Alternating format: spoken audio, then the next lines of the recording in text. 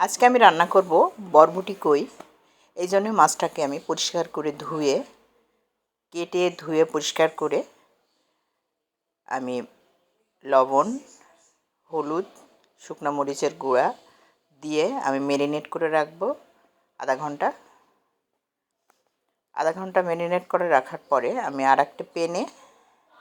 একটা প্যানে তেল এবং পেঁয়াজ কুচি দিয়ে নেড়ে নেড়ে বাদামি হলে এর ভিতরে জিরার গুঁড়া, শুকনো মরিচের গুঁড়া, হলুদের গুঁড়া, খুব অল্প মশলা দিয়ে এটা রান্না করব এবং একটু ধনিয়ার গুঁড়া দিয়ে এবং দেশি বরবটিটা এটা কেটে রেখেছিলাম ওটাও দিয়ে দিলাম, দিয়ে একটু কষিয়ে নেব। আমি এটা নেড়ে নেড়ে কষিয়ে নেব। আসলে মাছের মশলা কষিয়ে নিলে মাছটা আরও টেস্ট হয়। আমার কই মাছটা খুব তাজা ছিল, যার কারণে আমি এই মাছটাকে সরাসরি মশলা দিয়ে কষাবো। আমি এখন মাছটা একে একে এই কষানো মশলার ভিতরে দিয়ে দিলাম। আমি সব সময় এইভাবে রান্না করার চেষ্টা করি।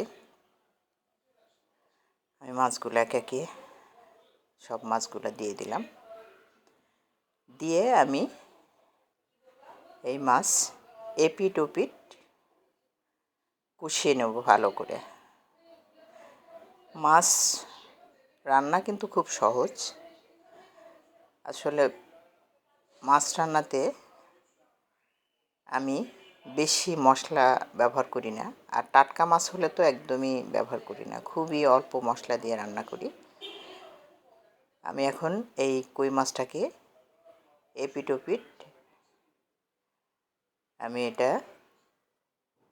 ওপিট করে কষিয়ে নেব। এই কষানোটাই খুবই আলতো হাতে, খুবই সফটলি এটা কষাতে হবে যাতে ভেঙে না যায়। আমি কই মাছগুলো একটু মাঝখানে একটু চিড়ে চিড়ে দিয়েছিলাম যাতে মশলাগুলো ঢোকে ঠিকমতো। এখন আমি আস্তে আস্তে এটা কষিয়ে নেব। মাছ রান্না খুবই অল্প সময়ের মধ্যে হয়ে যায়। এটা কোটা বাছাটাই আসলে খুব কঠিন রান্না করা। অল্প মশলায় যেহেতু রান্না করা যায়, খুব ঝটপট এটা রান্না করা যায়। আমার কষানো প্রায় শেষ। এই মাছটা আমি অল্প ঝোল রাখবো। এই অল্প ঝোল রাখলে কই মাছটা খেতে খুবই ভালো লাগে। আমার কষানো শেষ। কষানো শেষ হলে আমি অল্প এখানে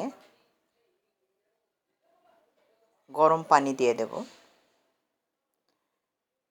মাছ যত টাটকা মাছই হোক, যত ওই যে নড়া মাছ বলে, তাজা মাছ বলে, এই তাজা মাছ রান্না করলে এটা এমনিতেই খুব সুস্বাদু লাগে। আমার পানি দিয়ে দিলাম, দিয়ে একটু ঢাকা দিয়ে কয়েকটা কাঁচামরিচ ছড়িয়ে দিলাম এবং ধনিয়া পাতা দিয়ে দিলাম। আমার রান্না প্রায় শেষ। সবাই এভাবে রান্না করতে পারেন।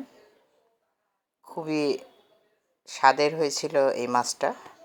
সবাই ভালো থাকবেন।